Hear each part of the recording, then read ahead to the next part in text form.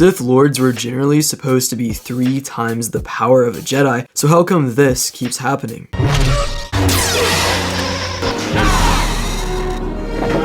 I don't know, it's a good question. But today, I'll be rating the power levels of each of these warriors from least to most dismemberments at their hands, answering age-old questions like who's tougher, Maul or Dooku, and also if you maybe don't know as much about the Legend Sith, I'll be giving you a brief outline of each, and turns out they all have very unique Force abilities.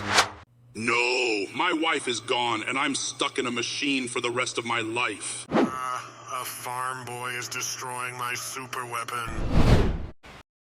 Wanna eat a planet? Yes. My only entry for a power level of 1 is a Legend Sith whose name was Darth Malavel and was of the Quarren species, looking like a Darth Maul variant of them, as is the case with most of these guys. Turns out red and black is a pretty common color among the Sith. Who could have guessed? Darth Malavel served under Darth Krayt's Sith rule past 137 ABY. He was given control of the 407th Stormtrooper Division, however it would seem this sad excuse of a Sith failed the test, so to speak, as he would end up being shot and killed by his own troopers behind his back when he tried to execute a defecting one. Overall, he seemed to be a pretty good general and warrior, but still takes the 1 on this for pulling an Order 66 era Jedi level of stupidity, getting shot from behind like that. Moving up the ranks barely is Snoke. Now yes, I know that technically Snoke is just a deformed clone / creation of Palpatine, and yes, I also realize that a lot of you hate the Disney characters and will probably refuse to watch this video now, but I'm going to throw a few of them in here for fun anyway. Don't worry, most are pretty low on the list, but Snoke has the long list of achievements starting with number 1, sitting in a chair. Okay, yes, he admittedly had Force lightning and telekinesis and all that too, but he definitely doesn't compare to Vader at all, as he has no insight towards the future whatsoever, which is why he probably has earned the right to be at the exact opposite side of the spectrum as him, because as cool as his death scene was, that's pretty embarrassing on his part, not gonna lie. For the next PL, we've got another sequels character who really isn't a real character at all, that being Sith Rey. Now I had to put her higher because she actually doesn't seem like too weak, to be honest, but she has a decent lightsaber, and if going off what normal Rey does earlier in the movie, she has powerful Force lightning too, but we just don't see enough of them to really judge. At a PL of 4 is Darth Momin, who, while from 1,000 years before the Sith we know, is actually a canon character, and I put him here because he was a Sith scholar and sculptor, which, you know, if this was a smartest characters ranking, then maybe he'd be a little bit higher, but considering as that is not the case, it is notable though that he had built multiple super weapons and also would later haunt his mask after his body was disintegrated,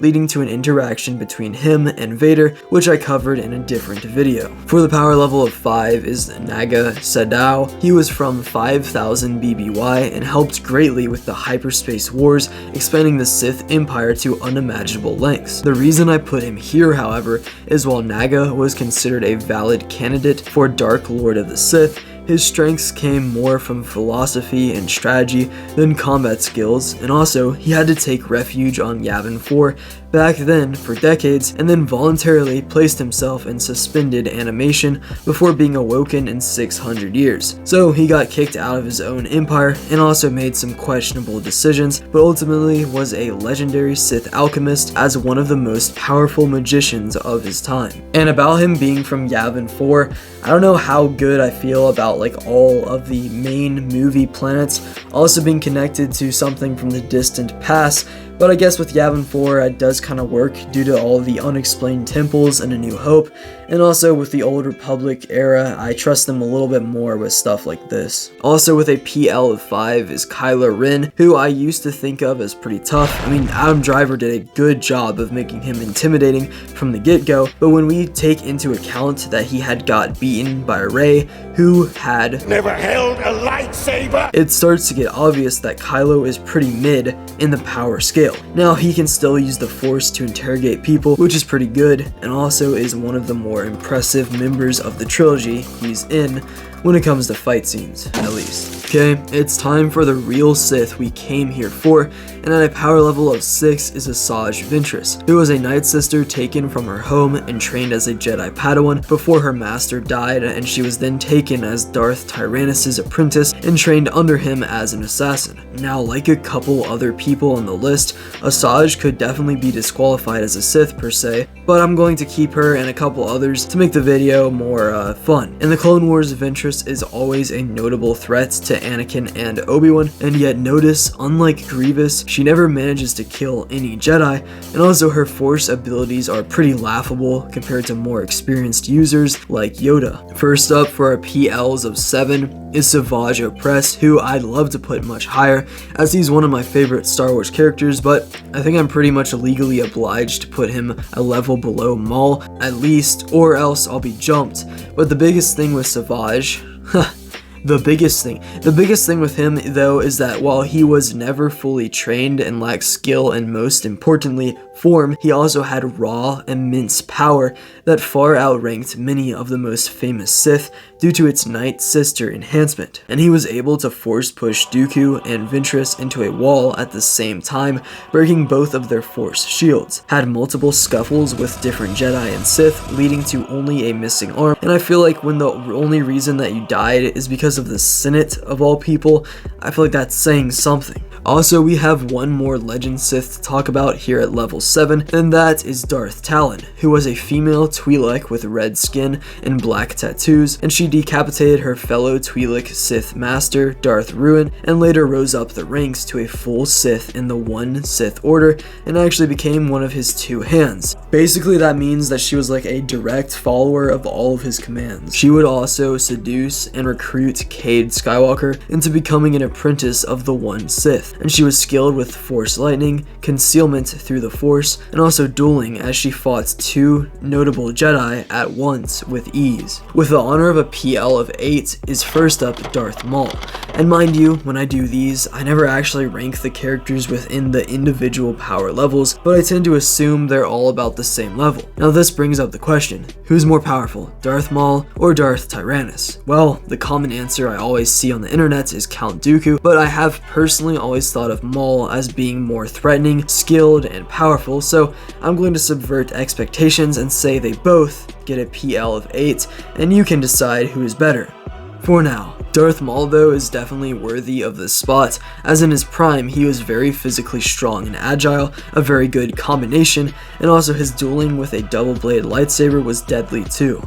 In The Phantom Menace he killed Qui-Gon Jinn, and then also got this close to ending Obi-Wan's life as well, if not for the whole will of the Force thing. And unlike Dooku, he actually was so wrathful that he managed to survive his defeat and grew in his wrath for Obi-Wan, making him a significant threat years after his prime, even when he was cut down by half. Darth Tyrannus, on the other hand, was known as the best duelist in the galaxy, mainly due to his success rate, being able to disarm Anakin and Obi-Wan with ease, and also his form to Makashi lightsaber style, which was both elegant and terrifying. Dooku also gets bonus points for his Force Lightning and Force Choke. So it turns out when writing this video, like every single Sith has a PL of 8, so here's all the rest of the ones for this level. Darth Plagueis, his master Darth Tenebrae, Darth Traya, Darth Sion, Darth Malak, Darth Malgus, Darth Krayt, and also Starkiller. You all obviously know Darth Plagueis for being the master of Sidious,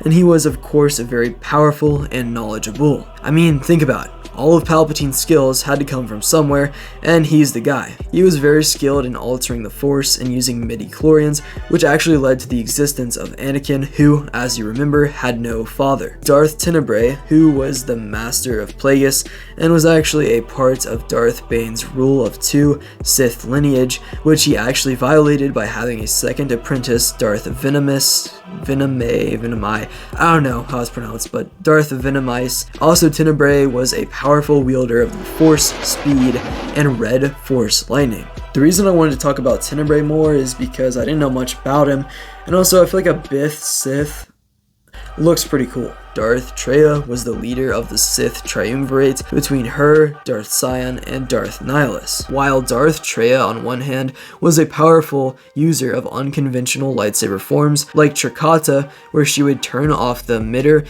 and then turn it back on to move through defenses, surprising your opponent, and also a form of telekinetic fighting where 3 lightsabers would levitate around her. Sion on the other hand was basically a walking corpse and actually used the Force to hold his decomposing body together, making him surely one of the more scary and unique Sith Lords of the Old Republic. Darth Malak used to be a fellow Jedi along Revan, who was then turned over and was actually extremely powerful as well, but in my opinion a rank below Revan. Darth Malgus was featured prominently in the Old Republic games and also cinematics for said games. Darth Krayt was the leader of the one Sith I mentioned earlier, so he gets a PL of 8 for how long he was able to survive up to the Battle of Coruscant. That being the Battle of Coruscant after the George Lucas movies. And lastly, Starkiller is of course well known for being one of the wildest characters of Legends, in part due to the excellent work of Sam Witwer, but also from what I've heard of him being more powerful than Vader, which based on that Star Destroyer clip I've seen before doesn't surprise me.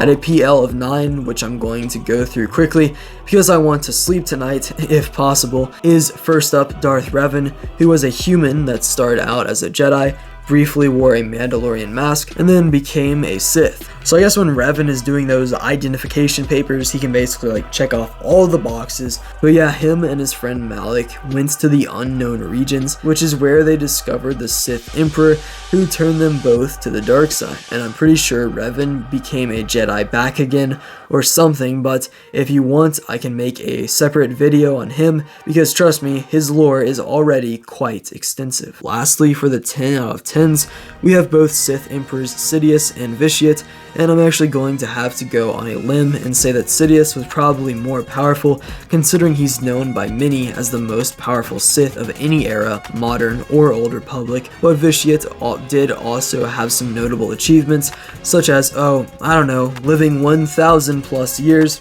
and taking at least 4 different times to truly die. Also, I'll throw Darth Bane, who started the Rule of 2, and Darth Nihilus, who casually could consume plants with the Force, as you saw in the intro. Yeah, he basically drained them of all life energy, and also he survived only by being a wound to the Force, or basically a spirit with only a mask being around to show his physical existence. And lastly is Darth Jar Jar with a power level of 30. Now, I didn't forget a very important Sith known as Darth Vader, because I may or may not be working on an hour-long video going over his deepest, darkest lore. But anyway, that's it for this video. You can subscribe, you should do that. There's also a join button, which is completely optional, but would truly help me out and the channel if you want to do that. We stream almost every Saturday now, so don't miss those. Don't think I'm going to be having one this Saturday because I want to figure some stuff out with the channel, but these types of videos come out every Friday at 5 o'clock p.m. Eastern Standard Time, and I also post shorts on Saturday, but yeah, see ya.